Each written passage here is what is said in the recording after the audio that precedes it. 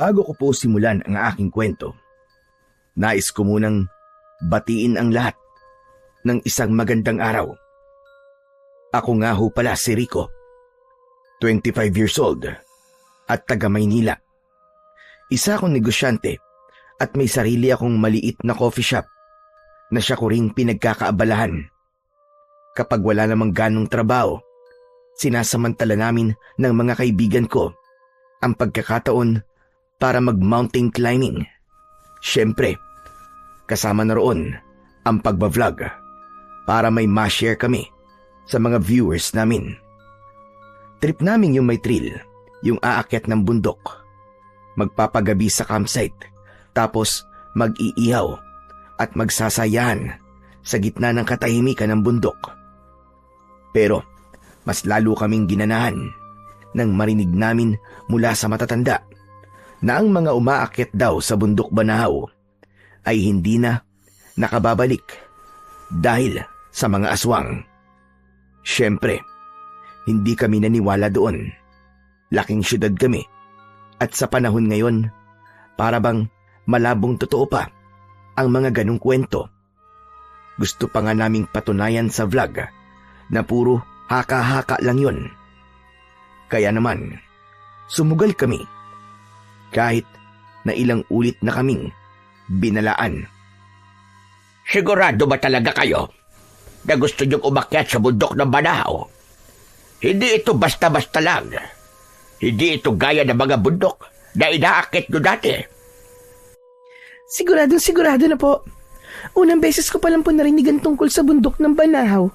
Talaga namang nabuhayan po ang dugo ko na umakyat po sa bundok na yun. At saka, matagal na po yung nasa bucket list ko.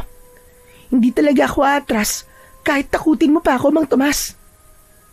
Ako rin. Excited na nga ako eh. Kaya aakyat kami nila Rico ng bundok. Lagi ko talagang hinihintay itong Banahaw. Kaya game na to, wala nang atrasan. Lumapit sa amin ang matandang si Mang Tomas.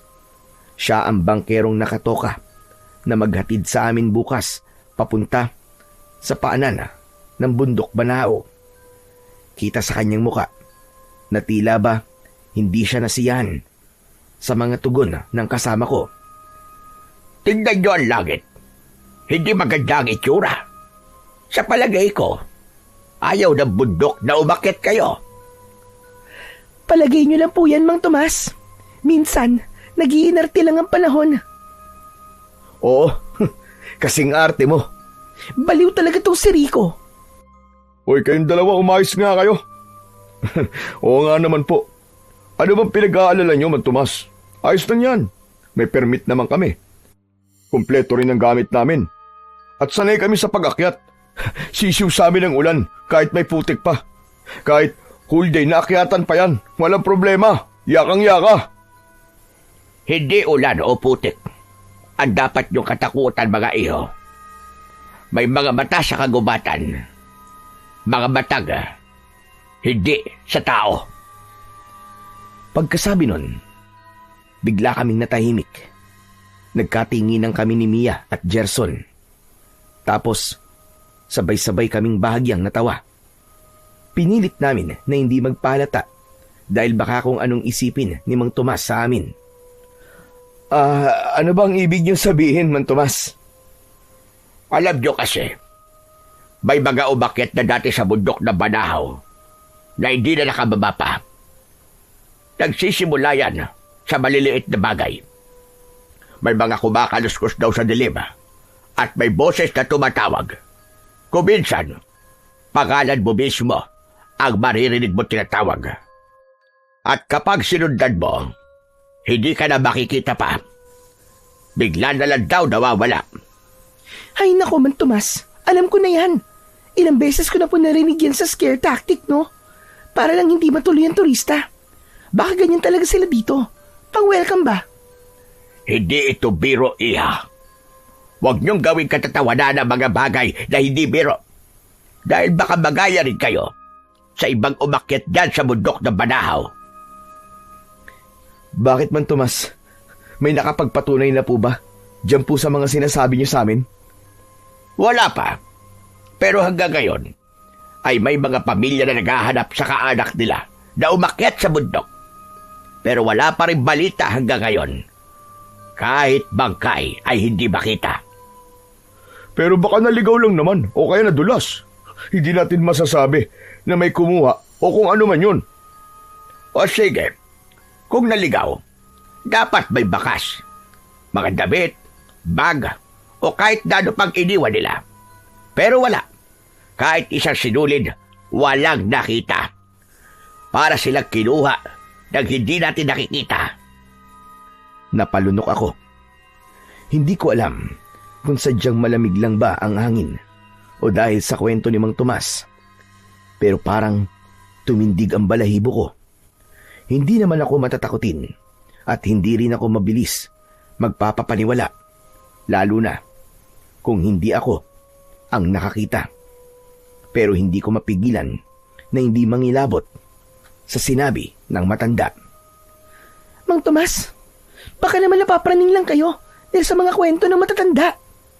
Ay, naku, bahala kayo sa buhay nyo. Kung ayaw niyong maniwala sa mga sinasabi ko.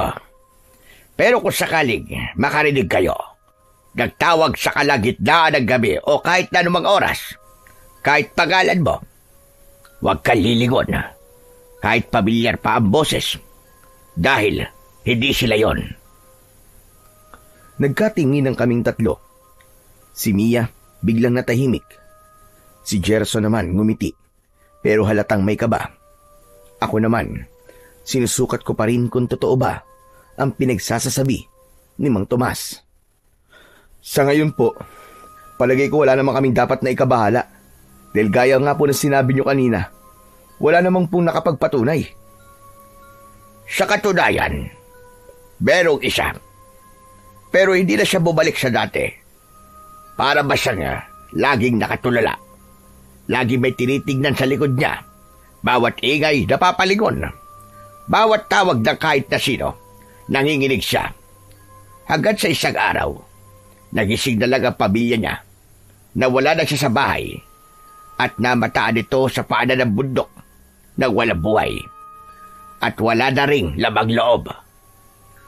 Mas lalo kaming natahimik. Kahit sina Mia at Gerson, hindi na makapalag. Pero kalaunan, tumikhim si Mia, saka muling nagsalita. Alam niyo po, Mang Tomas, dapat hindi po kayo nagpapapaniwala sa mga ganyang bagay eh. Dahil katang-isip lang po yan. Pero sa tagal kong naghahatid na mga tao patungo sa bundok Banahaw, may mga gabi talagang parang may nakatingin mula sa kakahuyan, kahit wala naman tao. Pero baka mga hayop lang yun, Tomas. Mga kwago, usa, o kung ano-ano pa. Hindi hayop, iho. Kilala ko mga mata ng hayop. Sa tagal ko sa serbisyo bilang bangkero, ang dami ko ng karanasan sa kung ano-anong nilalang. Pero yung nakita ko, sobrang pula at hindi kumukurap. Para siyang batang nakatitig ng matagal. Hindi man lang inaalis ang tingin sa akin. Tumayo ang balahibo ko sa batok. Para bang may malamig na hangin na dumaan sa likod ko, kahit wala namang ihip ng hangin sa paligid. Napalunok ako habang nakatingin kay Mang Tomas. Kita ko sa mukha niya na hindi siya nagbibiro.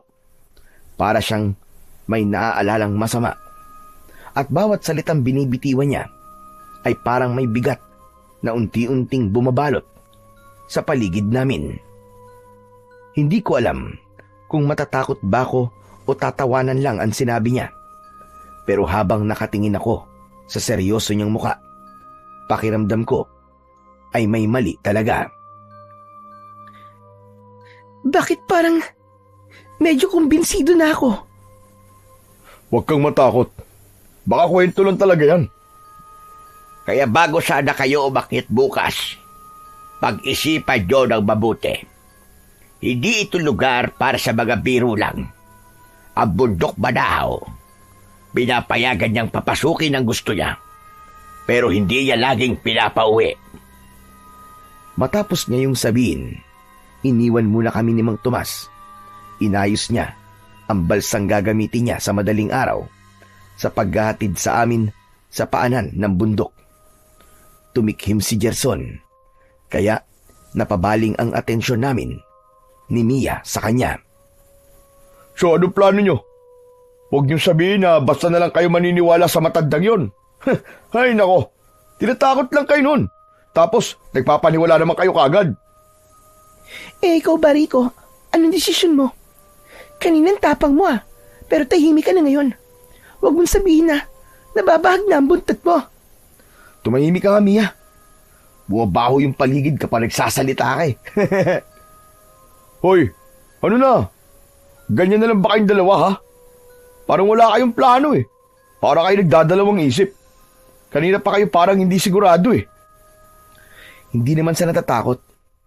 Pero, iba kasi yung nakita ni Mang Tomas eh. Ramdam mo na hindi siya nagbibiro. Halatang seryoso talaga. Oo na, pero minsan, okay lang yung mga matatanda. Ganyan talaga pag lumaki sa probinsya.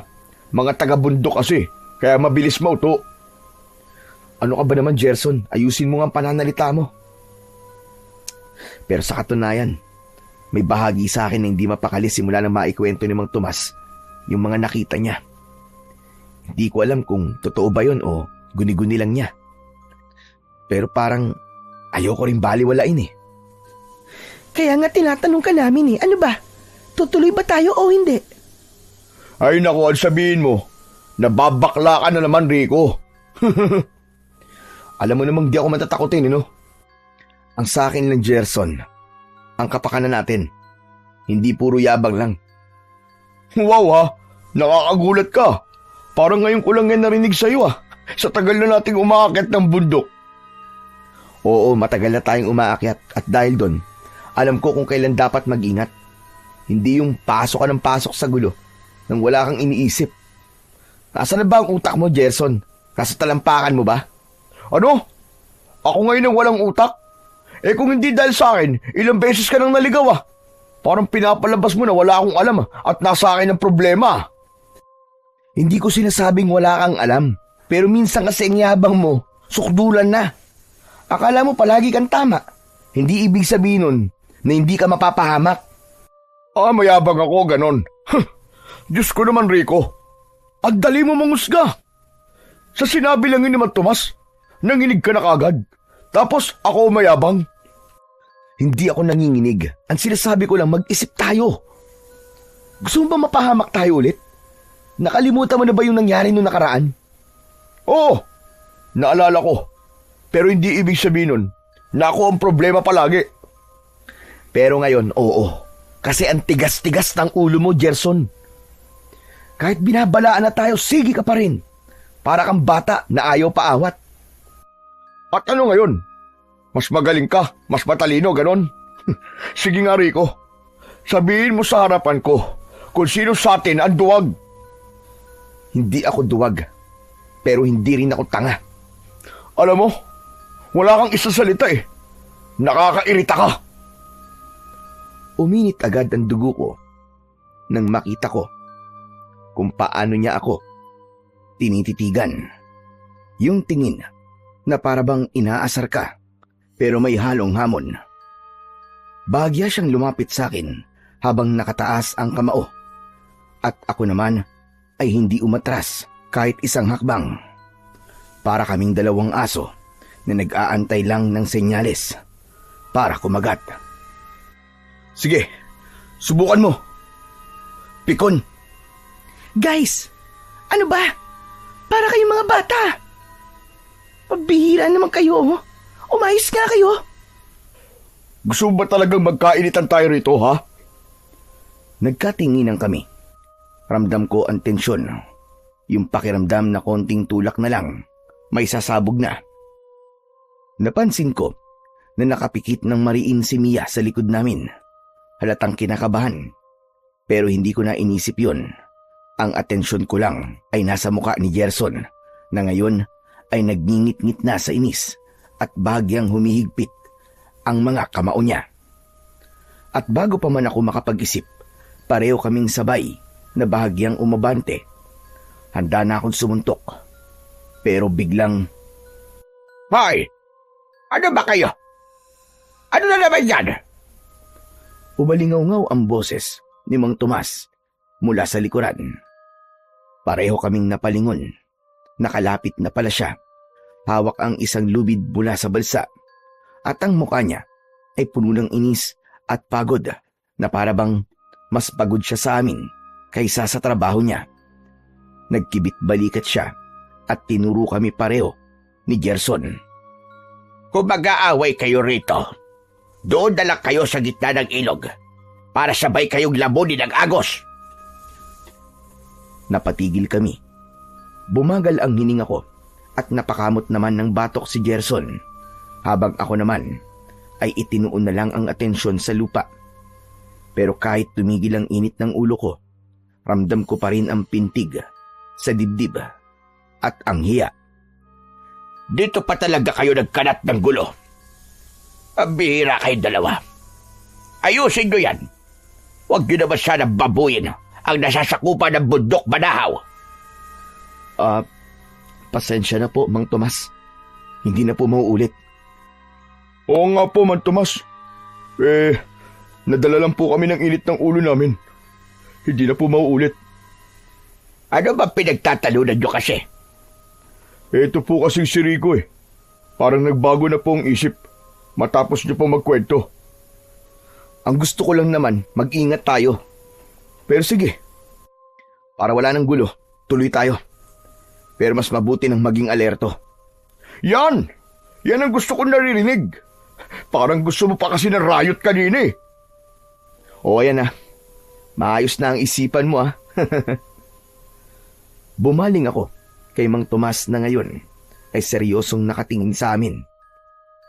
Mang Tomas, pasensya na po ulit ah. Nagkamali po kami. Hindi po namin sinasadya.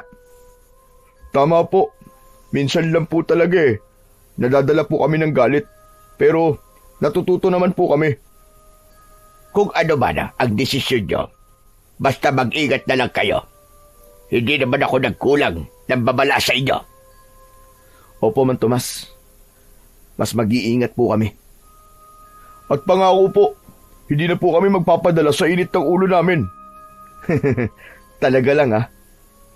O sige, aayusin ko na ulit ang balsa gagamitin natin. At huwag kayo magpapadala sa init ng ulo nyo. Kayo rin, isipin nyo, mas maganda kung ang lakad nyo dito ay puno ng respeto at hindi gulo. Kayo talagang mga kabataan kayo. Ay, ewan ko sa inyo. Pasensya na po ulit, Mang Tomas. Hindi na po talaga mauulit. Dahil sa nangyari, buong gabi kaming hindi nagkibuan ni Gerson. Mainit pa rin ang ulo ko sa kanya. Pagsapit ng 2:00 ng madaling araw, muli naming inayos ang mga gamit namin. Minabuti namin na matulog kami sa kubong katabi ng bahay ni Mang Tomas para mas madali ang lahat. At sa pagtawid namin sa ilog, papunta sa bundok Banahaw, sinulyapan ko si Gerson na abala sa pag-aayos ng kanyang kamera. Okay mga pare, check na natin ang gamit. Flashlight, ropes, tubig. Ayos, kumpleto. Kompleto? Pero sana naman, may dala kayong kape. Bilisan niyo na ang pag-aayos ng gamit niyo. Tinatawag na tayo ni Mang Tomas oh. Aalis na daw. Malakas daw ang alon kaya mabuti ngayon na tayo umalis. Sumakay kami sa balsa ni Mang Tomas at hinatid niya kami sa paanan ng bundok na aakyatin namin. Madilim pa nang umalis kami, ngunit hindi pa man kami nangangalahati sa pagtawid sa paanan ng bundok, ay unti-unti nang sumisikat ang araw. Hala! Oh my gosh! Naku naman! Bakit? Ano nangyari sa'yo? Paano ba yan? Naiwan ko yung sunscreen ko sa banyo ng kubong tinulugan natin. Ay, buwisit talaga. Nakakainis. Alam mo, mas nakakainis ka. Ang arte mo. Parang sunscreen lang eh. Kung makasigaw ka, akala mo kung ano nang nangyari sa'yo. Saka, wala ka naman dapat ikabahala na masusunog ka. Sunog ka naman na talaga. Umirap na lamang si Mia at hindi na sumagot pa. Ako naman ay itinuon ko ang atensyon ko sa pagtakbo ng balsang sinasakyan namin hanggang sa tuluyan kaming makarating sa paanan ng bundok Banao. Mag-iingat kayo, mga bata. Kayo rin po, Man Tomas. Mag-iingat po kayo sa pagbalik nyo. Nagpaalam na siya, saka umalis. Kami naman nagsimula na kaming maglakad papasok sa bundok Banao. Sa bawat takbang namin, pakiramdam ko, unti-unting lumiliit ang daan. Maraming nakausling ugat, nagkalat na bato, at mga punong kahoy na may kakaibang hugis. Grabe! Iba nga ang pakiramdam sa Banao kapag nakatungtong ka na. Ang tahimik, pero mabigat, at bawat sanga, para bang gumagalaw kahit walang hangin. Ano ka ba? Guni-guni mo lang yan. Huminto kami sa may bukal. Malinis at malamig ang tubig. Sa paligid, may mga lumang itim na kandila na nakatayo. Kapansin-pansin din na may iilan pang bago pa roon. Uy, tingnan nyo guys! May mga kandila oh! Siguro may nag-alay.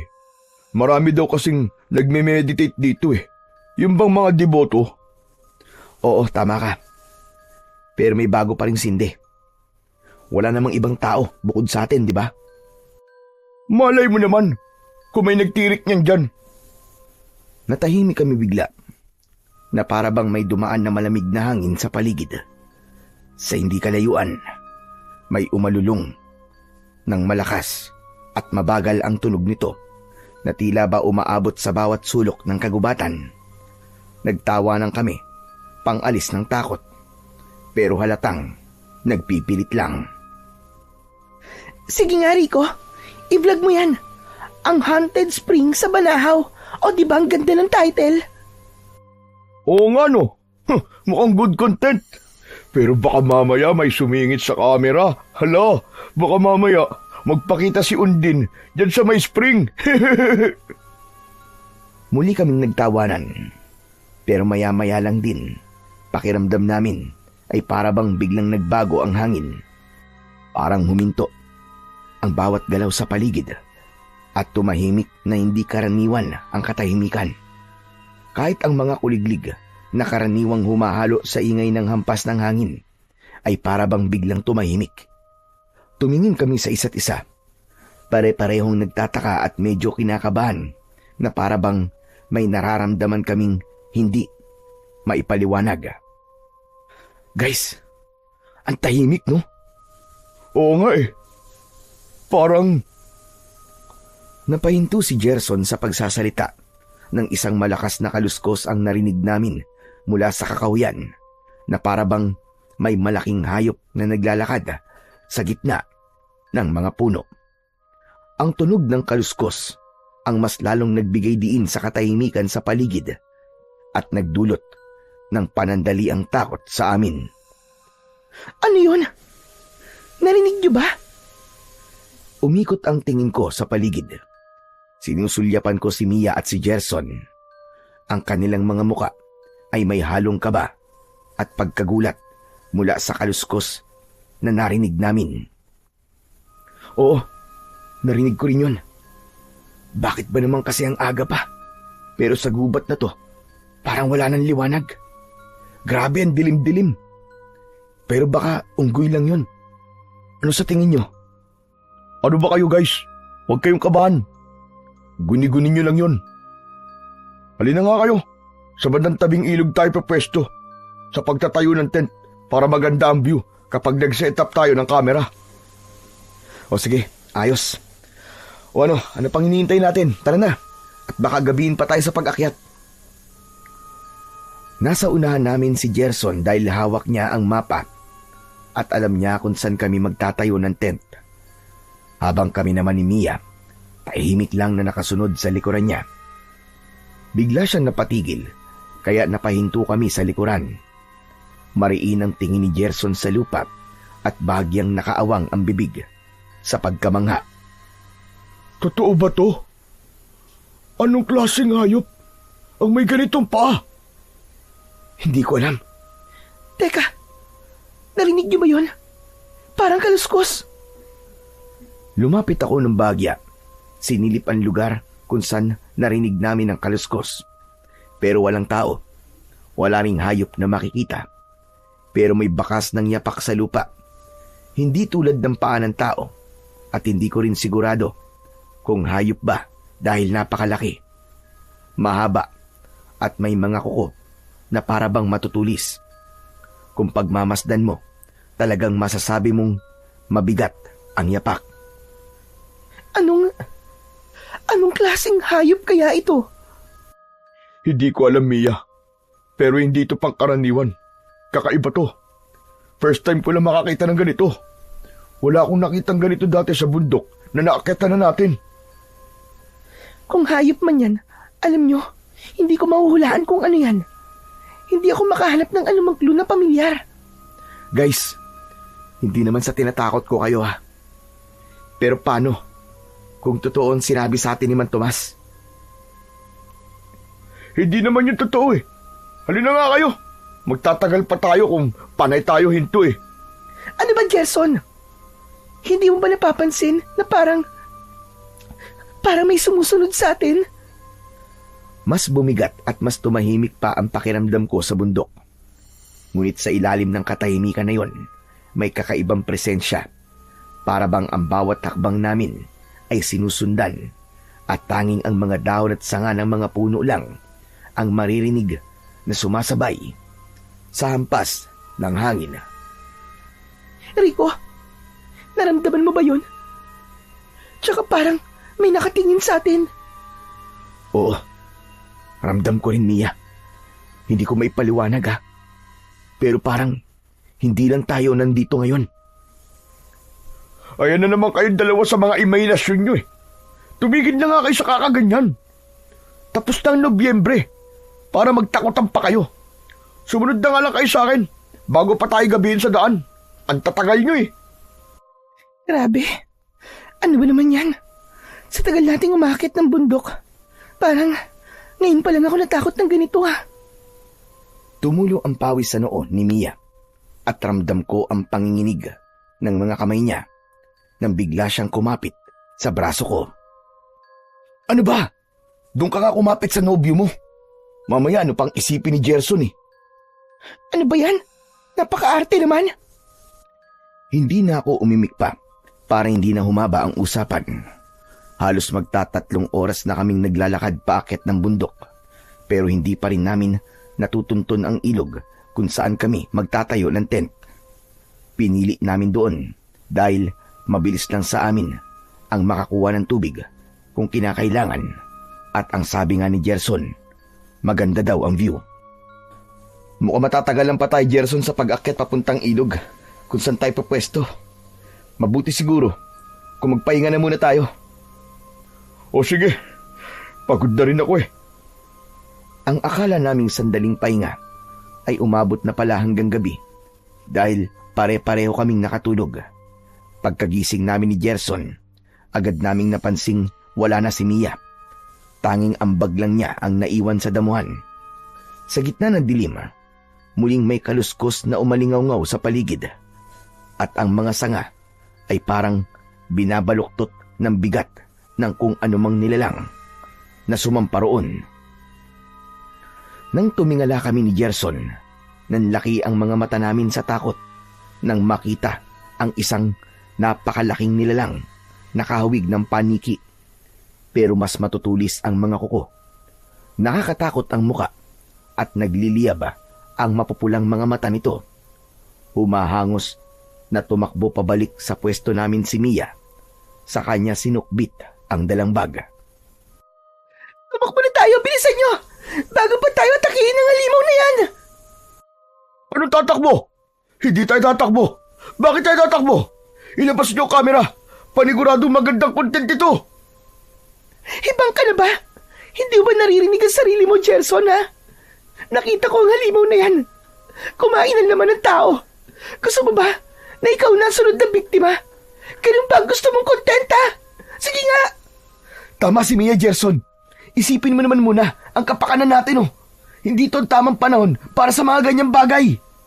Bilisan niyo na, tumakbo na tayo! Bago pa tayo mahuli ng halimaw na yan! Akmang tatakbo na sana kami palayo. Nang biglang lumipad ang aswang at bumagsak mismo sa harapan namin. Iniharang nito ang malapad at napakalaking pakpak na parabang pinipigilan kaming makalampas. Sa malapitan, sumingaw ang napakalansa at masangsang na amoy nito na parabang nabubulok na karne. Hindi tayo makakatakbo! Anong gagawin natin? Ano plano mo, Rico? Hindi tayo tatakbo. Siguradong susundan at haharangan niya lang tayo. Kung hindi natin niya mapapatumba, hindi tayo makakaalis dito. O baka, hindi na tayo makaalis ng buhay. Anong ibig mo sabihin? Lalabanan natin ang halimaw na yan. Lalabanan natin ang aswang na yan. Hanggang sa mapatumba natin siya. Dumakot ako ng bato. Saka ko yun ipinasok sa bulsa ko.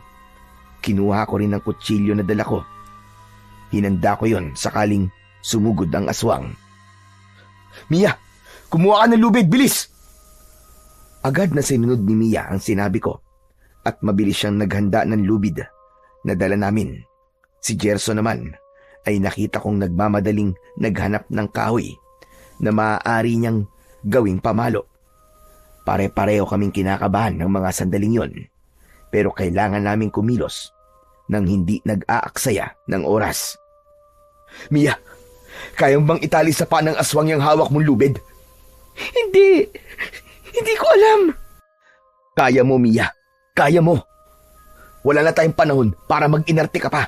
At saka, wala kang karapatang mag-inarte ha, dahil hindi ka naman maganda. Leche ka! Sige na nga! Ganito, makinig kayo mabuti. Kapag naitali na ni Mia ang aswang, pukpukin mo, Gerson. Ako naman, papaulanan ko ng bato. Sige, maganda na kayo! Agad na tumalon si Mia, bitbit ang lubid, at sinubukang itali ang mga paa ng aswang. Pero mabilis itong nakalihis at nagpakawala ng malakas na ungol. Si Gerson naman ay humakbang pasulong. Hawak ang matigas na kahoy at pinukpok sa gilid ng katawan ng aswang. Ngunit halos hindi ito natitinag. Hindi ako nagpahuli. Mabilis akong tumakbo mula sa gilid at buong lakas na itinulak ang aswang. Nang akmang lalapitan nito si Gerson para sunggaban. Napaatras ko ito ng kaunti, pero agad itong gumanti ng atake. Hinampas ng matatalim nitong kuko si Mia sa braso, ngunit mabuti na lamang at nakailag siya sa huling segundo. Sa tulong ni Gerson, muling sinubukan ni Mia na itali ng lubid ang mga paa ng nilalang. Pilit itong pinipigilan na hindi makagalaw. Nang masigurado nilang maigpit ang pagkakabuhol at naitali na nila ang lubid sa isang punong kahoy, agad nila akong sinenyasan. Napangisi ako habang inilalabas ang mga batong naipon sa bulsa at sunod-sunod ko itong ipinukol sa aswang. Isang nakakatakot na sigaw ang pinakawalan ng nilalang. Umalingaw-ngaw yun sa buong paligid at nagpatayo ng balahibo namin. Sa isang iglap, narinig namin ang malutong na pigtas ng lubid. Nagawa na pala nitong makawala na siyang lalo pang nagpatindi sa kabog ng dibdib namin. Patay! Takbo na! Sinusundan niya tayo! Ang bilis niya, nakakatakot! Manahimik ka na lang muna yan, Mia! Dahil wala rin namang magagawa yung iyak-iyak mo dyan! Tama! Pero ano gagawin natin? Kung patuloy tayong susundan ng aswang na yan, wala tayong ibang choice kundi ang muli siyang kalabanin hanggang sa mapaatras natin siya. Dahil kung ganito, siguradong patuloy lang tayong susundan yan. O sige, ihandaan niyo ulit ang armas niyo!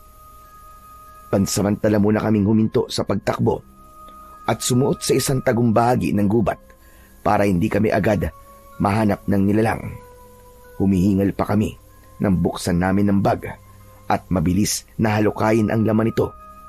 Pilit naming hinahanap kung ano pa ang maaaring magamit bilang sandata o kahit na anong pangontra sa aswang bago pa muli itong sumulpot. Guys, hindi ba? Takot ang aswang sa bawang. Nagdala ako ng fried garlic. Yung nilalagay sa siomay? Mukha ba siomay ang aswang? Siyempre hindi yan gagana, ano ka ba? Mag-isip ka na lang ng positibo, Gerson. Malay mo naman. Tignan natin, baka nga gumana. Tama ka. Sa chili kaya? Palagay nyo, takot kaya yun sa chili sauce? Hindi ako sigurado. Pero ihanda mo na rin yan. Malay mo naman, makatulong. Ikaw, Rico, anong gagamitin mo sa aswang? Itong dala nating kutsilyo. Halina kayo. Lumabas na tayo sa pinagtataguan natin at harapin natin ang halimaw na yun para matapos na to. Kapag nakawala na tayo sa aswang na yun, bumaba na kagad tayo bago pa tayo maging kwento sa bundok na to. Ano? Hindi tayo bababa. Paano na yung pagbablog natin? Hoy, tandaan nyo, maraming viewers ang naghihintay sa atin para patunayan ito. At ito na ang tamang pagkakataon. Palalampasin nyo na lang ba? Aler, ano ka ba? Kung gusto mo mag-vlog, maiwan kang mag-isa mo rito. Ayoko pong mamatay dito, no? Ano ba problema mo, Mia? Konting peligro lang yan. Tapos ganyan ka na kagad.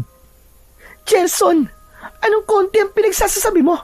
Muntik na tayong mamatay, no? At ang iniisip mo pa rin ay kung paano mo pupunan ng vlog mo. Ang kapal naman ng mukha mo. Kung gusto mo mamatay, ikaw na lang. Huwag ka naman damay pa. At ako pa talaga ang makapala, ikaw nga tong wala silbi at puro arte lang ang ambag. Talagang sinasabi mo yan? Alam mo, Gerson, ang problema ko. Ikaw at ang pagkahambog mo.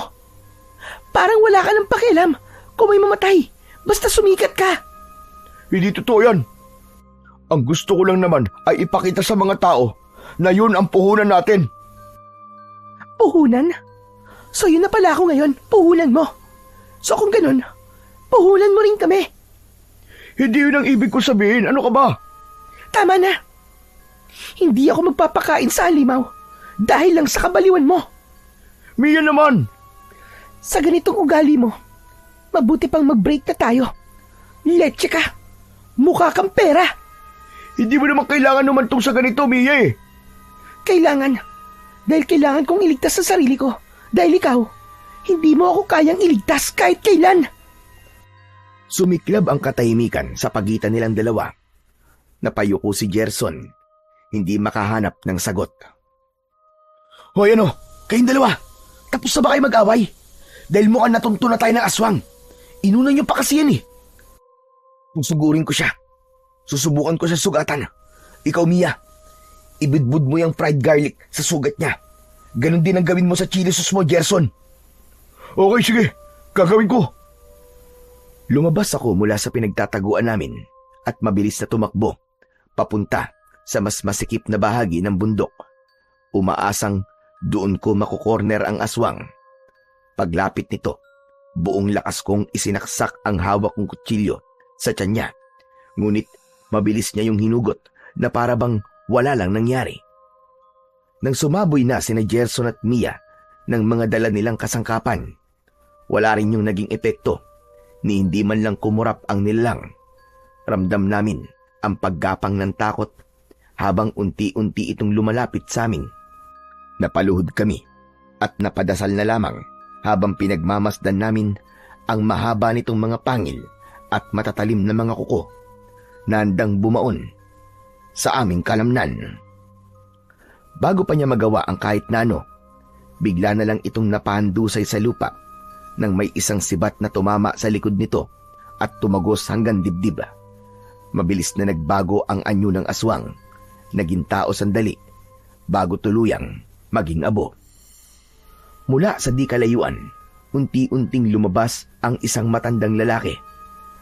Mahaba ang puting balbas nitong halos sumayad na sa lupa. Teka, sino ka? Aswang ka ba? Huwag ka lalapit sa amin. Ako ang dapat magtanong. Sino kayo? At bakit nandito kayo sa lugar na hindi naman dapat iniistorbo? Tatang, ako po si Rico. At mga kaibigan ko po sila. Si Mia at si Gerson. Mountain climbers po kami. Hindi namin alam na may ganito palang panganib dito. Mga baguhan pala kayo. Mga hindi marunong makiramdam sa bundok. Tatang, alam niyo po ba kung paano po kami makakaalis dito? At kung paano po kami makakababa? Ayoko na po rito. Ako si Erasmo. Isang ermitanyo. Matagal na ako naniniraan dito. Wala kayong dapat na ikatakot sa akin. Pero sa bundok na ito, ibang usapan yan. Tatang, ano po ba ang ermitanyo? Parang hindi ko pa po naririnig yun ah. Ang isang ermitanyo ay isang taong pinipiling mamuhay ng mag-isa. Malayo sa lungsod at gulo ng tao. Nananatili sa bundok o sa liblib na lugar at kadalasan may alam sa mga lihim at misteryo ng kalikasan at ng mga nilalang na hindi karaniwang nakikita ng mga mata. Teka, parang mangkukulam po ba? Mangkukulam po ba kayo? Hindi. Hindi ako magkukulam. May iba kaming kaalaman. Ang kaalaman sa kalikasan, sa hangin, sa hayop, at sa mga nilalang na nakatago sa madidilim na lugar. Marunong kami magbasa ng senyales ng panganib at sa ilang pagkakataon, nakakatulong sa mga tulad nyo na naliligaw. So parang isang tagabantay ng bundok? Ganun po ba? Parang ganun. Kaya po pala, napatumba niyo kagad yung aswang dahil may alam po kayo tungkol sa kanila. Tama ka. Alam ko kung paano sila kumikilos at kailan sila nagpapalakas at kung paano nila sinusubaybayan ang mga tao pumapasok sa teritoryo nila. Pero hindi ibig sabihin na kaya kong iligtas ang lahat ng napupunta rito. Kayo ang may desisyon kung tatayo o lalaban o hayaan ninyong lamunin ng dilim. Mang Erasmo, tumutulong po ba kayo sa mga taong naliligaw? Paano po kami makakaligtas? Please naman po, kailangan po namin makababa. Sana, pinag-isipan niyo muna bago kayo umakyat. Dahil ngayong nandito na kayo, hindi na kayo basta-basta makakababa. Bakit naman po? Dahil alam na ng mga nilalang dito na nandito kayo at hindi sila papayag na basta-basta lang kayong aalis. Lalo na't ika-6 na kabilugan ng buwan bukas. Kailangan nila ng 3 alay. Ano ba naman yan? So, para bang sinasabi niyong wala na kaming pag-asa? Natanggapin na lang namin na mamamatay na kami, ganun po ba? Hindi ko hawak ang kapalaran ninyo. Kayo ang magdidesisyon kung lalaban o magpapakain. Sandali lang. Ermitanyo po kayo, di po ba? Ibig sabihin, kaya mo kaming tulungan. Bakit parang ang dami niyo sinasabi pero wala ka namang ino-offer? Bakit ka pa naging ermitanyo? Kung di ka man lang tutulong. Akala ko ba, alam mo mga galaw nila? Bata, bantayan mo ang dila mo. Hindi ako tauhan nyo para taasan mo ng boses.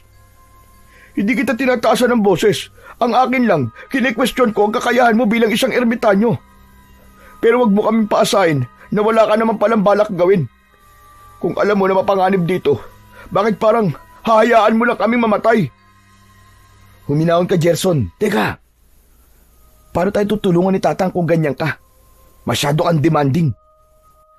tandaan mo bata, hindi ko kayo dinala rito at hindi ko trabaho na iligtas ang sino mang padalos-dalos na pumunta dito. Masyado kang mayabang. Pero kaya mo naman, di ba? Oo, kaya ko. Pero hindi ako tutulong sa taong puro yabang ang laman ng dibdib.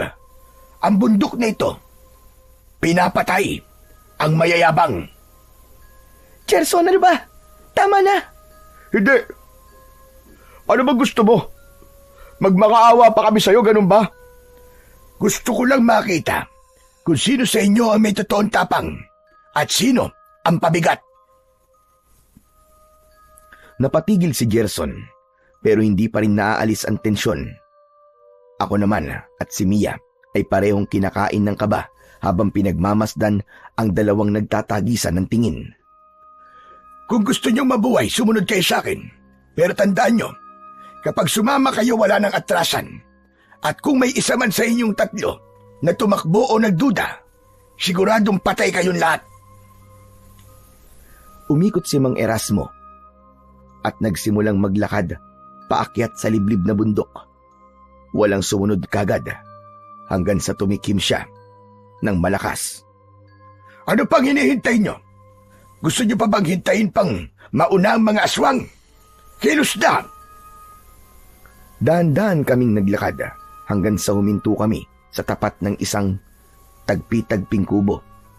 Kapansin-pansin din ang pulang linya sa kubo ni Mang Erasmo at nang akma kaming hakbang, mabilis niya kaming pinigilan. Saglit lang. Kailangan kong kumpirmahin kung may sumunod ba sa atin o wala. Lumuhod si Mang Erasmo at inutusan kaming gawin din yon. Sa tapat ng linyang pula, sunod ay nagsimula siyang umusal ng dasal at pinanatili kaming nakaluhod habang siya naman ay nakatayo sa harap namin. Gamit ang kanyang mahabang balbas, bahagya niya itong iwinasiwas sa amin. Nang matapos ang ritual, dahan-dahan niya kaming hinayaan na tumapak sa pulang linya. Teka, Tatang, bakit niyo po iwinasiwas sa amin ang balbas niyo? Para saan naman po yun? Ang balbas ko, hindi lang ito basta buhok. Ito ay may kaakibat na enerhiya. Sa tuwing iwinawasiwas ko ito, para itong pagpapasa ng proteksyon sa inyo. Para bang panangga sa mga masasamang nilalang at espiritu at enerhiya sa paligid. Parang magic po ba yun? Grabe, Ang astig niyo po pala. hindi ko tinatawag na mahika. Mas tama siguro kung sabihin, kaalaman ng mga ermitanyo sa natural na mundo at sa mga nilalang na nakatago sa dilim. Kaya pala, kakaiba po talaga rito. Ama, ang bawat galaw, bawat bagay sa kubo at sa paligid may dahilan. At ang layunin ng ritual ay hindi lang proteksyon, kundi paalala sa inyo na ang tapang at pag-iingat ay laging magkasama. At habang nakaluhod po kami, ano pong ibig sabihin nun? Para bang napakabigat po. Ang pagluhod ay simbolo ng paggalang at pagpapakumbaba. Sa bundok, sa mga nilalang, at sa sarili ninyo, kung puro yabang ang dala, walang matututunan dito.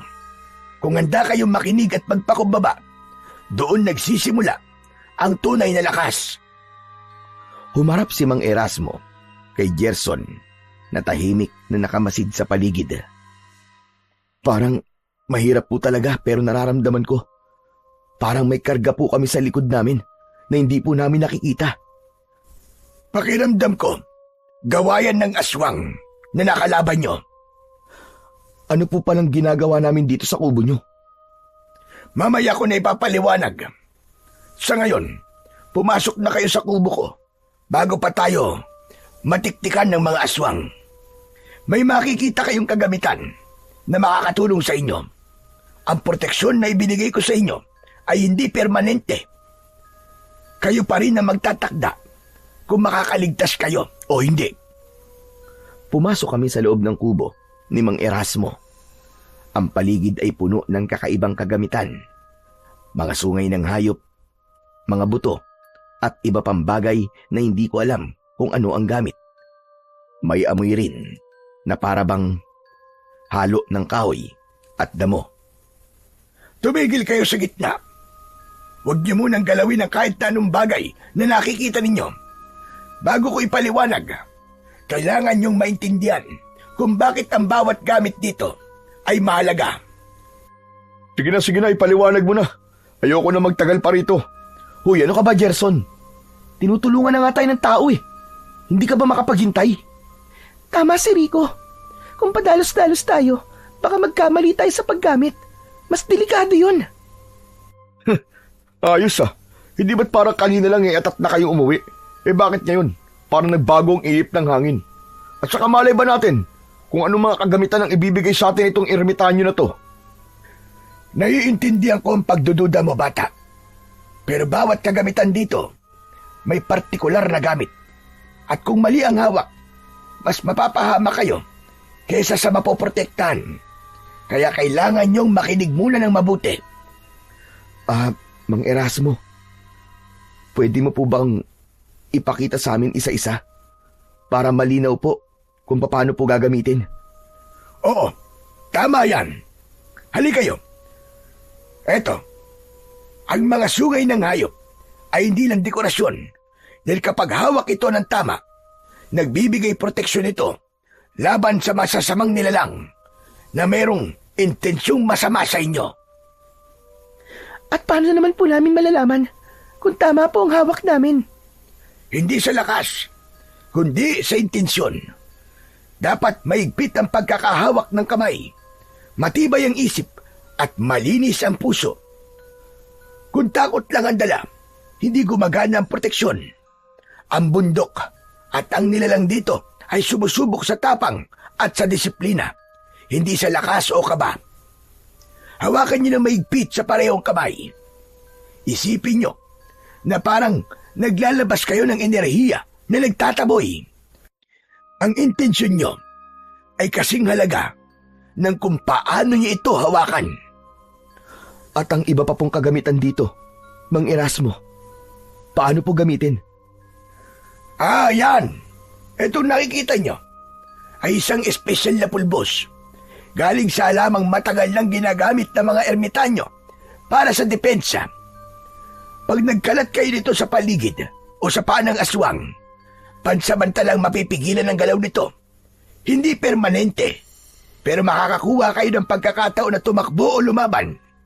Ang iba pang gamit, ang mga buto, tali, at iba pa, ay may kanya-kanyang layunin.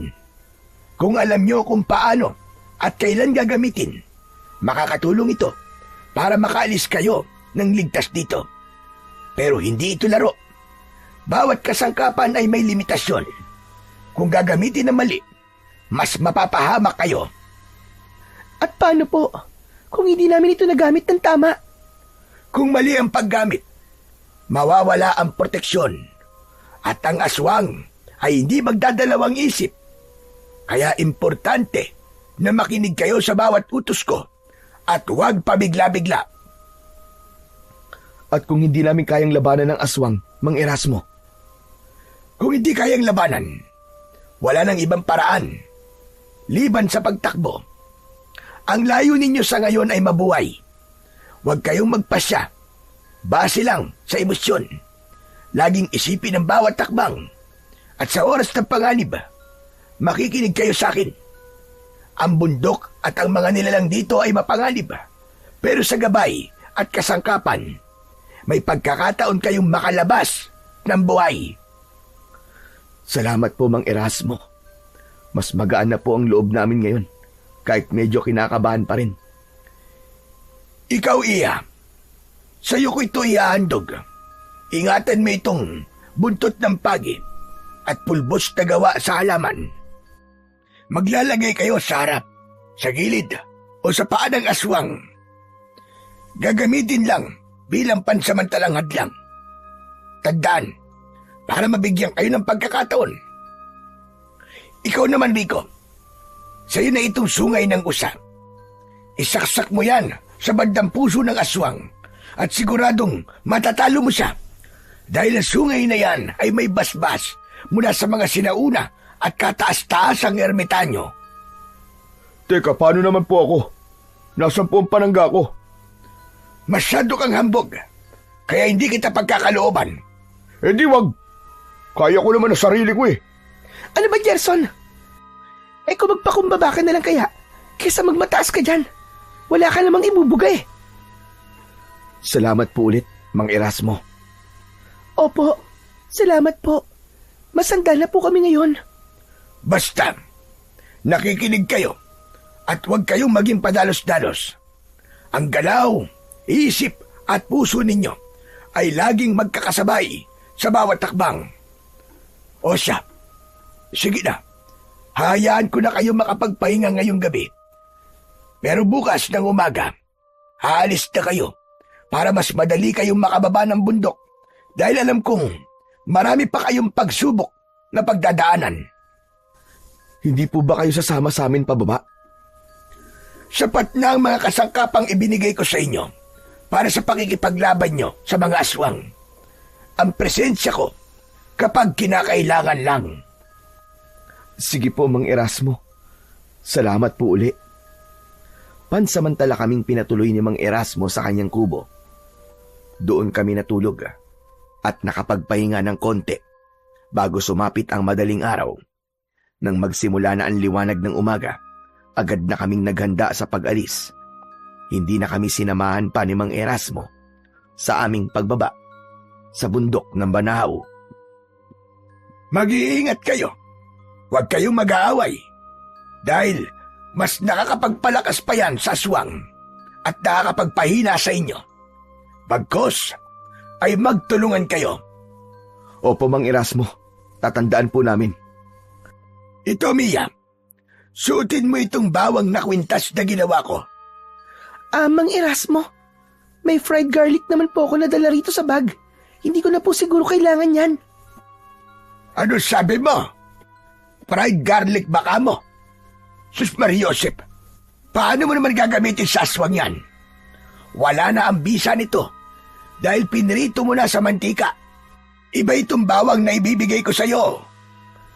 Mas may bisa ito na panglaban sa mga aswang. Ganun po ba? Salamat po ulit, Mang Erasmo. Nagsimula na kami maglakad sa masukal na kagubatan. Panay ang linga namin sa paligid dahil sa takot na may makakita na naman sa aming aswang. Ano ba naman yan? Hinaantok pa ako eh. Buong gabi tayong walang pahinga. Ikaw, Gerson, napaka-reklamador mo talaga. Puno ka ng daing sa katawan mo. Tama na nga kayong dalawa. Ang mabuti, pabilisan na lang natin bago pa tayo maabutan ng mga aswang dito. Hindi magandang tumigil-tigil sa lugar na to. Eh bakit hindi? Pahinga kaya muna tayo dito. Ayun o, dyan o, may malaking bato. Pwede tayong umupo dyan. Pambira, kanina pa tayo palakad-lakad eh. Halos mapudpud ng talampakan ko. Kain na muna tayo. Gutom na ako. O sige na. Mabuti nga yan. At kanina pa ako naiihi. Parang sasabog na ang pantog ko. Huwag ka lang lalayo sa amin, Mia. Dito ka lang sa may puno. Baka kung ano pa ang sumulpot dyan eh. Para ka lang magtatay kung magbilin. Iihi lang ako. Pinag-iingat lang naman kita. Mahirap na. Baka kasi isang maiwan sa atin dito. At saka, huwag kang pasaway ah. Baka mamaya pagbalik mo may kasama ka ng halimaw. Oo na, mag-iingat na po. Nang makaalis na si Mia, bigla akong kinuwelyuhan ni Gerson. Dahilan para mapaatras ako sa gulat. Maigpit ang kapit niya. Tila pinipigilan ng sariling galit. Habang nakatitig sa akin, ang mga mata niya na nanlilisik. Saglit ako napatigil, hindi makapaniwala sa biglaan niyang pag-akto. Ano ba ginagawa mo, Gerson? Hibang ka na ba? Sabihin mo nga sa akin. Ha? May gusto ka ba sa girlfriend ko ha? May relasyon ba kayo? Kaya siya nakipag-break sa akin? Siraulo ka na ba talaga ha? Wala akong gusto sa girlfriend mo. Isaksak mo si Mia sa baga mo. Baliw! Bitiwan mo na nga ako! Mabuti na nagkakaintindihan tayo, Rico. Dahil ayoko nung sinusulot ang akin. Kung hindi ka mawawala ng buhay sa kamay ng aswang, baka sa kamay ko. Aba, tarantado kan talaga, no? Ang lakas ng lobo magsalita ng ganyan, ah. Galit kong sinuntok si Gerson sa muka. At mabilis din siya nakaganti. Ramdam ko ang bigat ng kamao niya sa pangako. Pareho kaming napaatras at kapwa hinihingal at puno ng inis at galit. Sandali kaming nagtitigan. Anak ng putya naman oo. Parang araw-araw pasagwa ng pasagwa ang ugali mo ah. Nang akmang susuntukin na ako ni Gerson, siya rin mismong pagdating ni Mia. Agad niya kaming inawat. Mabilis siyang humarang sa pagitan namin bago pa tuluyang sumiklab ang away. Hawak niya ang tig-isang braso namin at pilit kaming pinapakalma habang parehong umaapaw pa rin ang galit namin ni Gerson. Ano ba naman kayo? Umihi lang ako saglit. Nagrambulan na kaagad kayo. Ano ba pinag-aawayan nyo, ha? Hindi tanungin mo yung nobyo mong seloso. Pagkasabi ko nun, mabilis akong lumakad paalis. Akala ko sumunod silang dalawa. Pero nang lingunin ko ang likod ko, wala si Mia at si Gerson. Nakaramdam ako ng kaba, lalo na nang marinig ko ang malakas na sigaw ni Mia. Dali-dali akong tumakbo, palapit, at laking gulat ko nang napapalibutan si Gerson at si Mia ng mga naglalaki ang mukhang asong halimaw. Diyos ko! Anong klaseng mga halimaw to? Tulong! Rico! Ayoko pang mamatay! Hoy! Mga tusong aswang! Layuan niyo ang mga kaibigan ko! Biglang humarap sa akin ng dalawang aswang. Mga dambuhala na para bang malalaking aso na may matatalas na pangil at pulang-pula na mga mata. Ramdam ko ang bigat ng hangin nang lumapit sila at lalo pang lumakas ang kabog ng dibdib ko. Maigpit kong hinawakan ang ibinigay ni Mang Erasmo, ang sungay ng usa na magsisilbing tanging sandata namin laban sa kanila. Sa tabi ko, mabilis na pumwesto si Mia. Nag-init naman ang ulo ko nang makita kong mas abala pa si Gerson sa pagkuha ng kamera at pagre-record kaysa isiping tulungan kami. Ano bang ginagawa mo, Gerson? Isipin mo ang kapakanan natin! Halika na! Bilisan mo, tulungan mo kami rito! Sandali lang! Inaayos ko pa ang kamera para malinaw kung ma-record ang lahat. Tumahimik kami. Halos hindi marinig ang sariling hininga. Sa sobrang katahimikan, may malamig na pakiramdam sa balat, para bang may humahaplos na kamay sa likod namin. Teka sandali! Bakit parang hindi lang hayop ang mga ito? Hindi talaga hayop ang mga yan! Tama kayo! Hindi lang basta hayop ang mga yan! Kaya dapat nating ihayag sa madla na totoo ang aswang! Sa pamamagitan nitong video natin, malalaman nila na totoo ang mga aswang! Ewan ko sa'yo, Gerson. Mamamatay na tayo. Yan pa rin na nasa isip mo. Natatakot na bumaling sa akin si Mia. Nakita ko pang nanginginig ang labi niya. Rico, ang dami nila. Palagay mo, kakayanin natin sila. Ayos lang. Hindi tayo pwedeng umatras ngayon eh. Isang aswang ang unang sumugod at mabilis itong tumalon papunta kay Gerson. Agad siyang nakailag, pero natamaan pa rin ang balikat niya ng matatalim nitong mga kuko. Napasigaw si Gerson dahil sa sakit at bumagsak sa lupa habang dumadaloy ang dugo mula sa sugat niya. Tumalsik din ang hawak niyang kamera. Gerson! Agad kong itinulak ang isa pang aswang para hindi sila sabay-sabay umatake. Muntik nang tamaan ang mukha ko ng pangil nito, pero naisalag ko gamit ang sungay ng usa. Narinig ko ang matinis na tunog ng pagkakabangga ng sungay ng usa at ng kanyang pangil, at sa unang pagkakataon, umurong ang aswang, tila nasaktan. Rico, effective yan na! Sunggaban mo ulit! Bilisan mo! Sigaw ni Mia habang sinusubukang hilahin si Gerson papatayo. Sinamantala ko ang pag-atras ng nilalang at mabilis akong sumugod. Itinulak ko ang sungay sa gilid ng leeg nito at nagpakawala ito ng malakas na ungol. Umindayog ang katawan niya. Sinusubukan akong ibalibag, pero buong lakas kong ibinaon pa ang sungay. Sa likuran ko, narinig ko ang aswang na muling umatake at si Mia ang humarang dito gamit ang malaking bato na napulot niya. Rico, bilisan mo! Hindi ko to kayang tagalan! Bilis! Inundayan ko ng saksakang aswang at isang mahabang alulong ang ginawa nito bago ito tuluyang bumagsak sa lupa. Nanginginig at unti-unting nangihina. Binitiwan ko ang sungay at humakbang pabalik. Halos mawalan ng balanse sa pagod. Paglingon ko, nakita ko si Mia na halos maitulak ng pangalawang aswang. Mabilis akong sumugod at hinataw ang likod nito. Mabilis kong hinablot ang sungay at paulit-ulit itong hinataw. Napalingon ito sa akin. Galit na galit. Pero sapat ang sandaling yon para makawala si Mia at bumato ng malaking bato diretso sa ulo ng nilalang. Tumilapon ang aswang at gumulong sa lupa. Umuungol sa sakit. Binudburan din ni Mia ng pulbos ng halaman ang paa ng aswang, kaya hindi agad ito nakagalaw. Kinuha ko ang pagkakataong yon para itarak sa dibdib nila ang sungay ng usa. Pagkatapos ng labanan, agad kaming lumapit kay Gerson.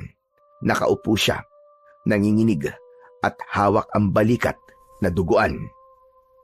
Buisit! Akala ko tapos na ako! Baliw ka! Huwag ka mag-isip ng ganon. Huminga ko ng malalim. Pinahid ang pawis at dugo sa mukha ko. Basta't magkakasama tayo. Hindi tayo basta-basta mapapatumba. Yan ang tatandaan nyo. At sa gitna ng pagod at takot, nagsimula kaming muling humakbang. Alam naming hindi pa tapos ang lahat.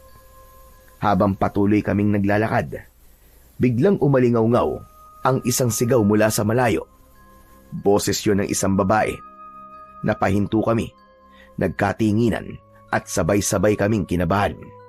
Sa dilim ng gubat, malinaw na malinaw ang pag-iyak at paghingi ng tulong ng babae. Teka! May babae!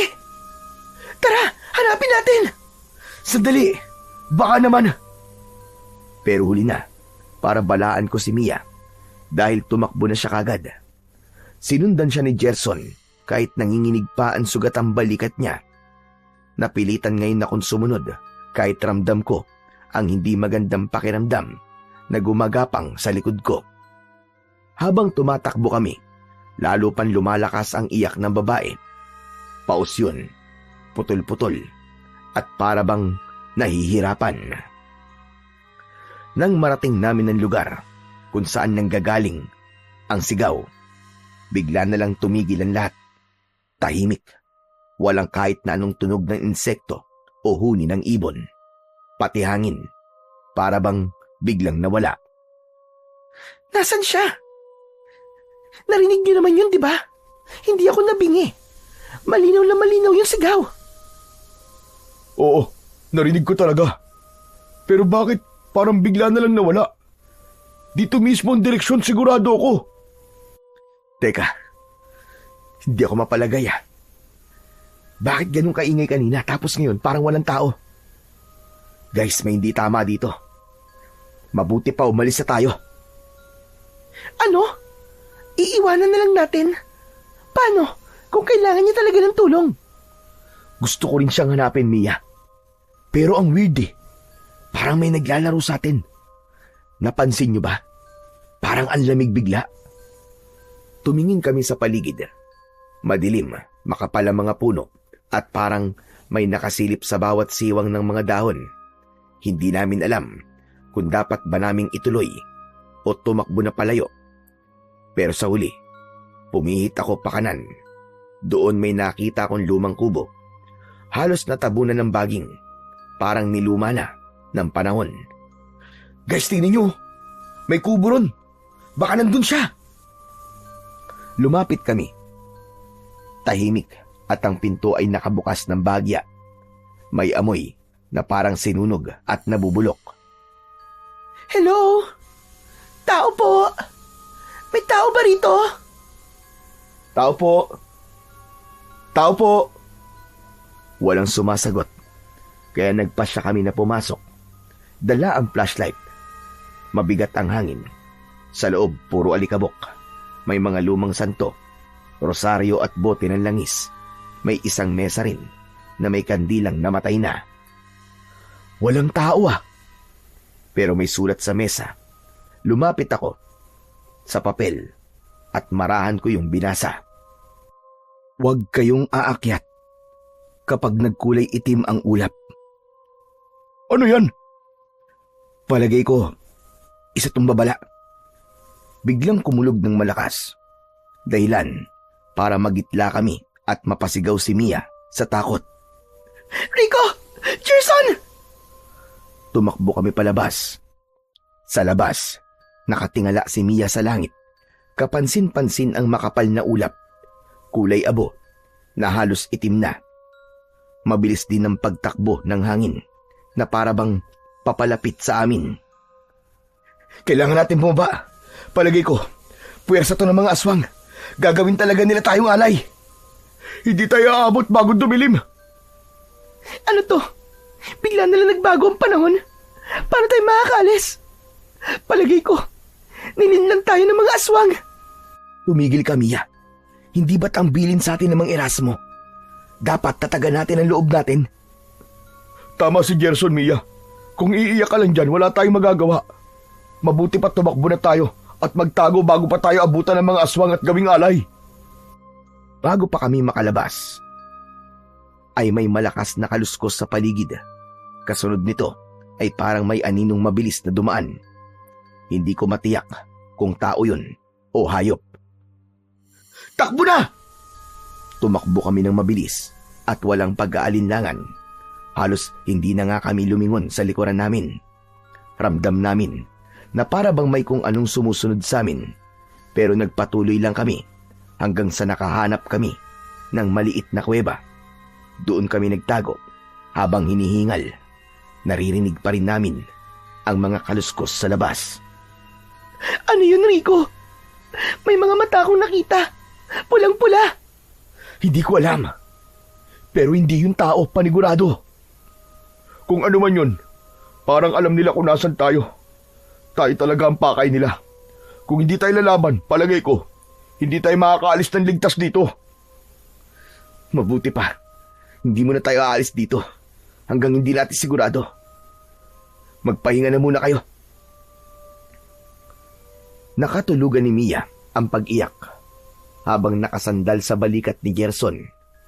Napansin ko ang pagod sa kanilang dalawa, kaya pinayuhan ko na rin si Gerson na matulog na rin at ako na lang ang magbabantay sa paligid. Hindi ko na malayan na nakatulog na rin ako. Nang magising ako, mag-aalas 4 na, pero balot na ng dilim ang paligid nang silipin ko sa labas ng kuweba kung saan kami nagtatago. Palagay ko, dahil yun sa ngayon ng araw ng pag-aalay ng mga aswang. Rico! Rico! Halika rito. Tulungan mo ko. Napatigil ako nang may marinig akong boses ng isang babae. Kilala ko ang boses na yon. Parang boses ng pinsan kong matagal nang patay. Teka. Hindi pwede to. Hindi to totoo. Rico! Bakit? Anong problema? Hindi ako umimik nang tanungin ako ni Mia. Mas natuon ang atensyon ko sa boses sa labas dahil parang mas dumalapit pa ito sa amin. Rico! Ako to! Tulungan mo ko, Rico! Nagsimulang manginig ang mga kamay ko, pero naalala ko ang babala ni Mang Erasmo. Huwag lilingon. Kahit anong mangyari. Huwag lilingon. Tagaktak ang pawis ko nang bigla akong sampalin ni Mia ng malakas. Saka pa lamang ako natauhan. Tumigil na ang boses, pero ramdam ko ang lamig ng hangin na para bang may yelo. Rico, ano ba? Ano ba nangyayari sa'yo? Hindi ko alam, Mia. Para bang narinig ko ang boses ng pinsan ko. Nakakatakot dahil matagal na siyang patay. Hindi kaya taktika rin ito ng mga aswang? Sa tingin mo, totoo yung sinabi ng matanda? Palagay ko totoo yun. Dahil kahit ako, nakarinig ako ng boses. Mabuti pa, ikaw naman ang magpahinga. Baka dala lang yan ang imahinasyon mo. Nakatulog naman ako eh. Pero palagay ko, hindi pa yun sapat. Kaya nga magpahinga ka muna. Tama si Gerson, Rico. Magpahinga ka na muna. Sige na. Kami na muna ang bahala rito. Sinunod ko ang sinabi nila at pinilit kong pumikit.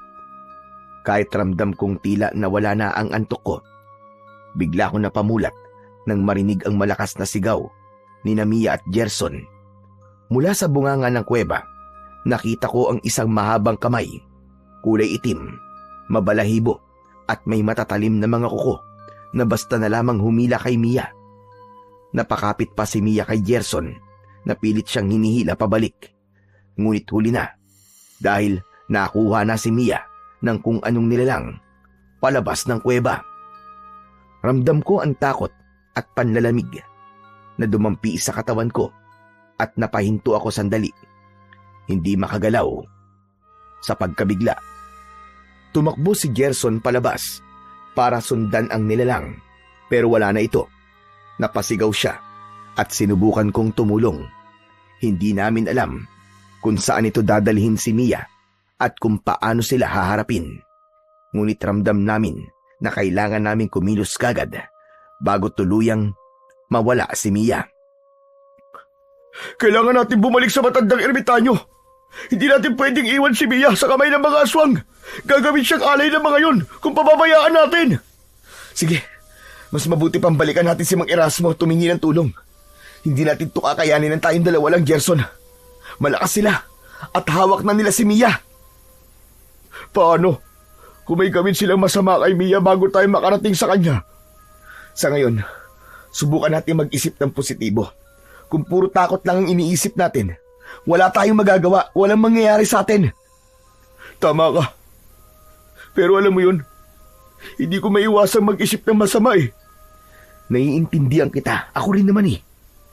Pero isipin mo, kung may plano tayo at may tulong mula kay Mang Erasmo, mas malaki ang tsansa natin na makuha siya ng buhay. Oo nga. Pero paano natin malalaman kung saan siya dadali ng mga aswang? Hindi natin alam ang lakad nila. Kailangan natin mag-obserba. Tandaan ang huling bakas ni Mia at sundan ang anumang senyales. At kapag may nakita tayong pagkakataon, gagamitin natin ang lahat ng kasangkapan na ibinigay sa atin ng Mang Erasmo. Tama ka, Rico. Mabuti na lang. Nandiyan ka. Salamat, Tol. Wala yun. At huwag nating kalimutan ang sinabi sa atin ni Mang Erasmo. Kailangan natin maging matatag. Hindi lamang sa isip, pero pati na rin sa puso. At kailangan nating maging maingat. Okay. Magiging matatag ako. Para kay Mia. Tama yan. At tandaan natin, hindi tayo nag-iisa. Kahit tao lang tayo, may gabay tayo mula sa ermitanyo at may proteksyon mula sa mga kasangkapan. Sige, tara na. Babalik tayo sa kubo ni Mang Erasmo at gagawin natin ang lahat para iligtas si Mia. Tama ka, pero mag-iingat pa rin tayo sa bawat takbang natin. Alam kong hindi lang si Mia ang pakay nila. Naiintindihan ko. Hindi na tayo magpapadala sa takot. Laban kung laban. Bumalik kami sa kubo ni Mang Erasmo. Paglapit namin, nakita namin ang matanda. May hawak na sibat at nakikipaglaban sa isang aswang.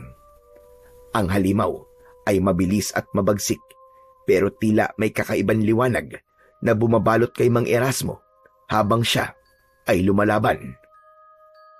Mang Erasmo! Bagyang humarap sa gawin namin ang aswang. Napansin nito ang paglapit namin kay Mang Erasmo. Balak pa sana nitong atakihin kami. Nang mabilis na kinabig ni Mang Erasmo ang kanyang sibat, agad siyang naitaboy sa isang kilos lamang ng matanda. Grabe, Mang Erasmo! Ang lakas mo! Huwag kayong lalapit ng direkta sa kanya! Paano kami makakatulong, Mang Erasmo? Pumasok kayo sa loob ng kubo at kumuha ng mga pangontra. Bilisan nyo! Mabilis naming sinunod ang sinabi ni Mang Erasmo. Nang makabalik kami sa kanya, dala na namin ang inutos nito. Hawakan nyo mga kasangkapan. Ang buntot ng pagi at pulbos. Iambalos nyo sa kanya ang buntot ng pagi, Rico. Kapag may pagkakataon, ikaw naman, Gerson, ibudbud mo ang pulbos na yan sa kanyang panan. Ngunit, maghintay kayo ng tamang sandali. Opo, naiintindihan ko po. Muling umatake ang aswang. Mabilis ang galaw nito, habang si Mang Erasmo naman ay nakaposisyon sa gitna. Binabantayan niya ang bawat hakbang at bawat galaw ng halimaw. Ibinudbud ni Gerson ng pulbo sa lupa sa harap ng aswang at pansamantala itong hindi nakagalaw. Kinuha ko ang pagkakataong yon para iambalos ang buntot ng pagi sa kanya. Gamitin natin ang bawat kagamitan!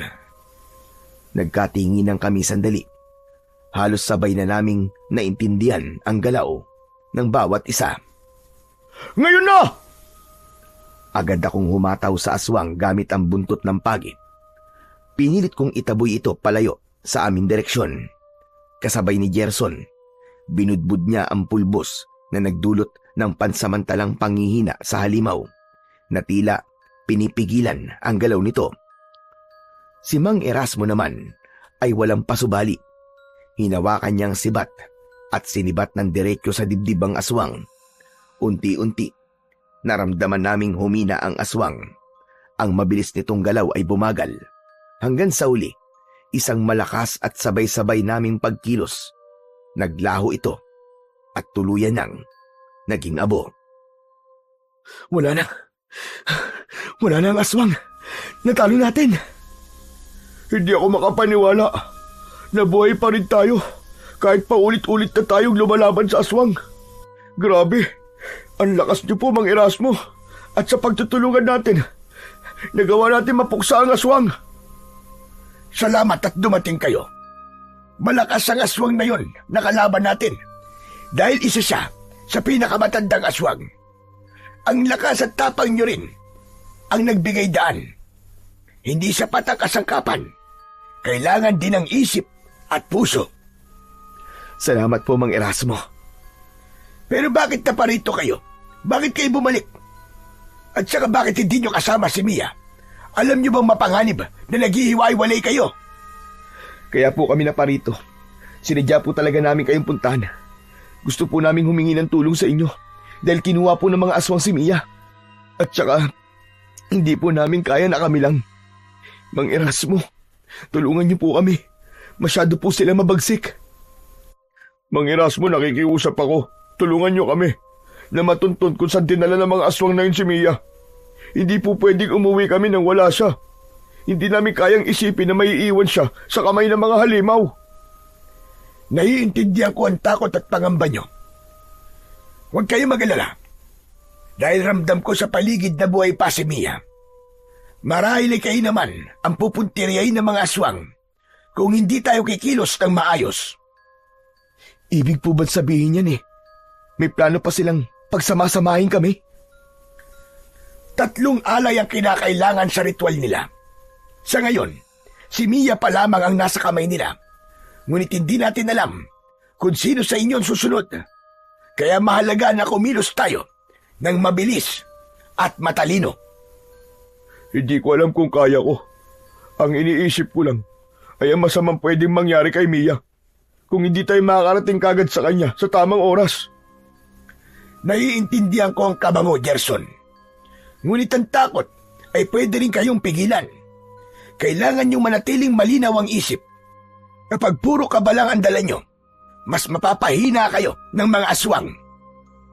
Kaya nga po, Mang Erasmo. Sabihin niyo po kung ano po ang dapat naming gawin. Paano po natin siya mahahanap at maililigtas? Kailangan natin sundan ng bakas. Ang mga aswang ay may mga nakasanayan ng galaw. Hindi sila basta-basta kumikilos sa gabi nang walang plano. Lahat ng kilos nila ay dinumero at may layunin. Mang Erasmo, kaya po ba nating huliin ang galaw nila para po matuntun si Mia? Oo, makakaya natin, Gerson. Hindi lang lakas ang kailangan at kayabangan mo, kundi obserbasyon, konsentrasyon at tamang timing. Ang bundok Banahaw ay puno ng mga nakatagong panganib at ang aswang ay biyasa sa paggamit nito. Ngunit kung gagamitin natin ang kasangkapan at ang gabay ng isip, may pagkakataon tayong makaligtas at makuha si Mia. Mang Erasmo, saan po natin sisimulan?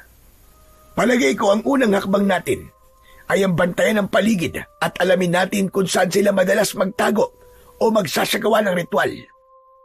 May mga palatandaan na pwede nating sundan. Ang itim na kandila, ang mga bakas sa lupa, at kahit ang kakaibang tunog sa kagubatan. Lahat ito ay senyalis na maaari nating magamit. Kaya natin to kahit mahirap. Kailangan natin kumilos. Hindi tayo pwedeng manatili sa takot, Gerson. Oo, para kay Mia. Hindi ko kayang isipin na may mangyayari sa kanya habang nandito lang tayo. Tama. Ngunit tandaan nyo, hindi natin haharapin ang aswang na ito ng basta-basta. Kailangan natin planuin bawat takbang. Ang galaw nila ay mabilis at mapanlinlang. Kahit maliit na pagkakamali, ay pwede tayong maging biktima. Gagawin po namin ang lahat para kay Mia. Ngayon, maganda na kayo. Maglalakad tayo ng maingat. Sundan ang bawat bakas at gamitin ang kasangkapan sa tamang pagkakataon. Ang bawat galaw ay mahalaga at ang bawat takbang ay pwedeng magpabago ng resulta. Salamat po, Mang Erasmo. Salamat po sa tulong at gabay nyo. Wala yon. Ang importante makaalis kayo sa lugar na ito ng ligtas. 6:00 na ng gabi, nang tuluyang kaming umalis sa kubo ni Mang Erasmo, bitbit namin ang mga kasangkapang ibinigay niya, ang pulbos na pampahina at ang buntot ng pagi, ilang daon ng panghadlang sa dilim, at ang maliit na lampara na sinindihan niya bago kami umalis. Habang naglalakad kami papasok sa masukal na bahagi ng gubat, ramdam na ramdam ko ang bigat ng hangin. Parang bawat takbang namin ay may nakamasid. Ang lamig ng simoy ay ibang klase. Hindi ito lamig ng ordinaryong gabi lang, kundi lamig na humahaplos sa batok na parabang nakakapagpatindig ng balahibo. Hindi ko mapigilang maramdaman ang kaba. Kahit sinusubukan kong maging matapang, kumakabog pa rin ang dibdib ko sa bawat kaluskos na naririnig ko. Mariin na lang akong napapadasal habang sumusunod kami kay Mang Erasmo na sana ligtas pa si Mia. Sana wala pang masamang nangyayari sa kanya at sana makahabol kami. Gerson, Ano? Ayos ka lang ba? oo, medyo kinakabahan lang, Rico. Hindi ko alam kung anong pwede nating abutan. Walang imik si Mang Erasmo, pero bigla siyang tumigil at itinaas ang kamay niya para pahintuin kami.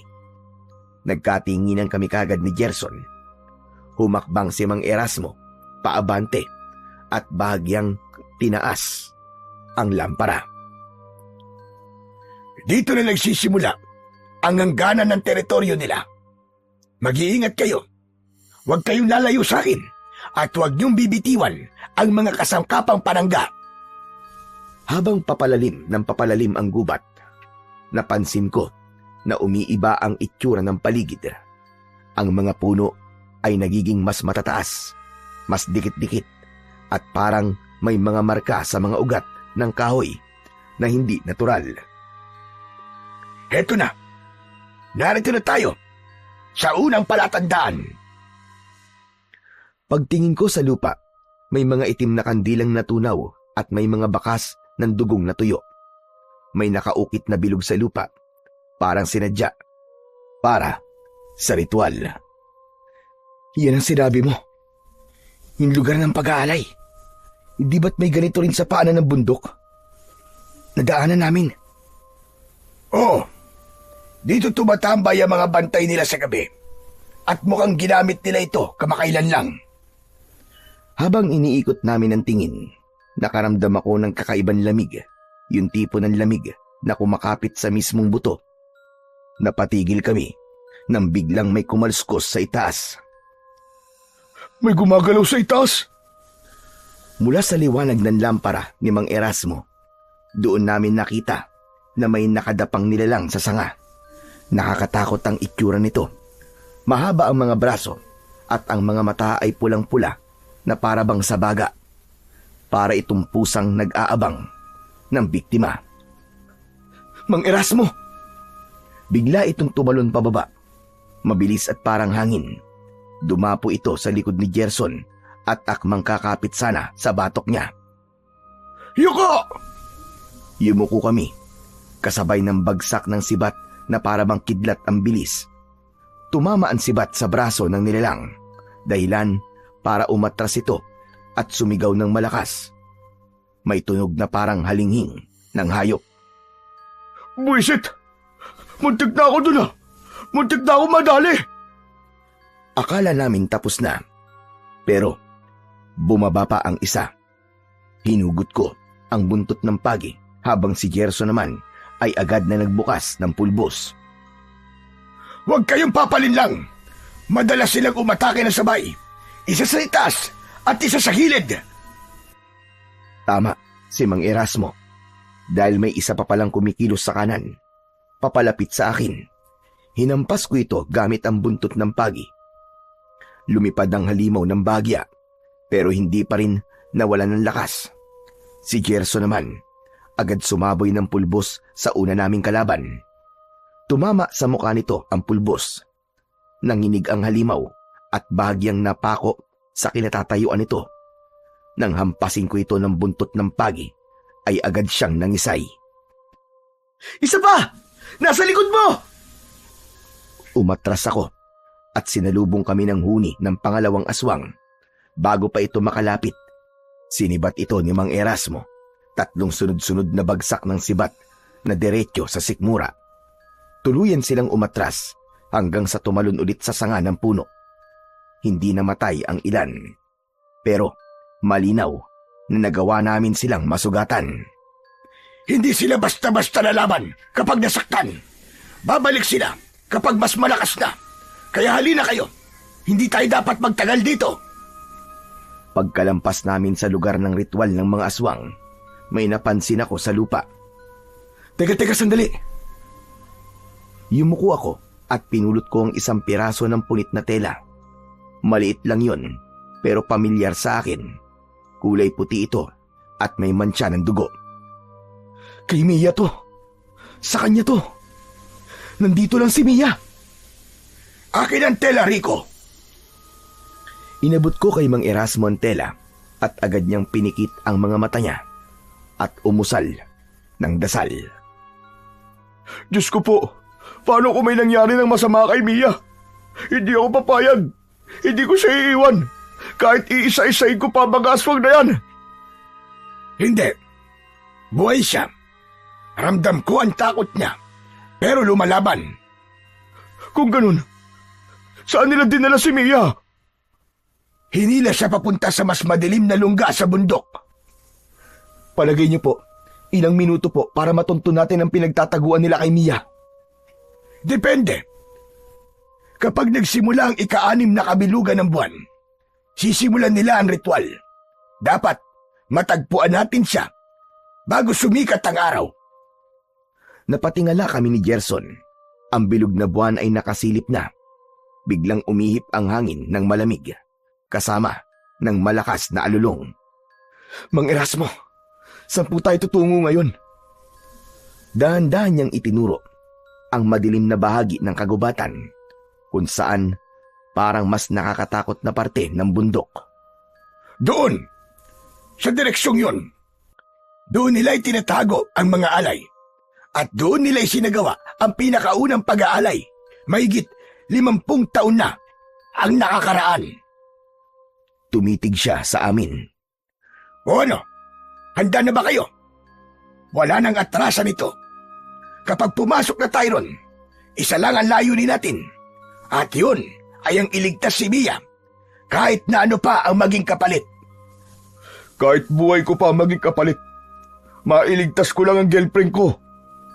Ganon din po ako, Mang Erasmo. Laban kong laban. Patay kong patay. Kung ganon, halina kayo. Palalim ng palalim ang tinatahak namin daan habang sumusunod sa direksyong itinuro ni Mang Erasmo. Napansin ko na unti-unti nang nagbabago ang paligid. Mas mabigat ang hangin, parang ang bawat paghinga namin ay dinadaganan ng kung anong presensya. Pambihira. Parang iba ang pakiramdam ko dito. Dahil nandito tayo sa lungga nila, huwag kayong gagawa ng malakas na ingay at huwag kayong hihiwalay sa akin kahit na anong mangyari. Opo, Mang Erasmo. Maya-maya pa, may nakita kaming kakaiba. isang maliit na kuweba sa dulo ng burol. Ang bunganga nito ay may nakasabit na mga lubid na gawa sa mga ugat at balahibo ng hayop. Ang paligid ay may itim na kandilang unti-unting nauupos.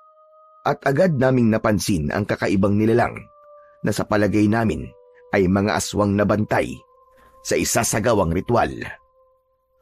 Diyos ko po, may mga bantay na aswang. Tatlo sila. Paano natin? Tumahimik kayong dalawa at baka mahuli tayo. Itinaas ni Mang Erasmo ang kamay at pinalakas ang sindi ng lamparang dala niya. Bigla itong nagliwanag ng kulay kahil na siyang umagaw sa atensyon ng tatlong aswang.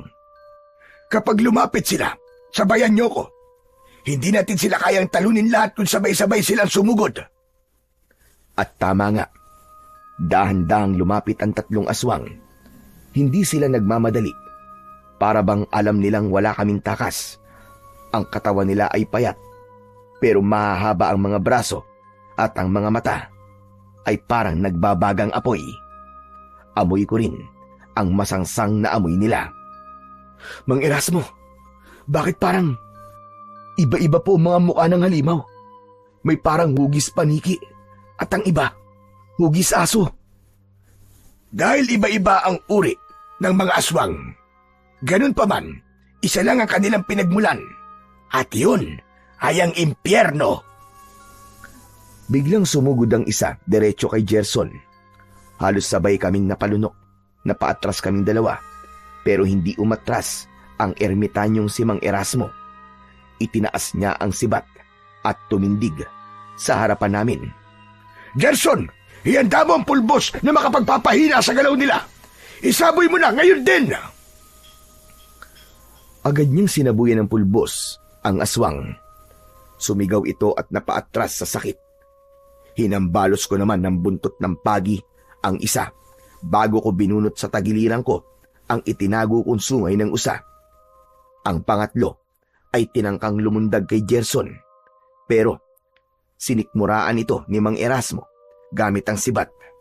Tumama ang dulo nito, naglabas ng maitim na usok at napaluhod ng halimaw kasabay ng pagduwal nito ng itim at masangsang na likido. Isa pa, Mang Erasmo! Hindi pa patay!